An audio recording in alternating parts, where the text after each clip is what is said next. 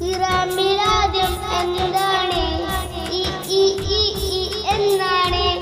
അലിഫിനു താഴെ എന്താണ്? ഹംസയും കസ്റയുമാണല്ലോ. അലിഫിനു താഴെ ഹംസ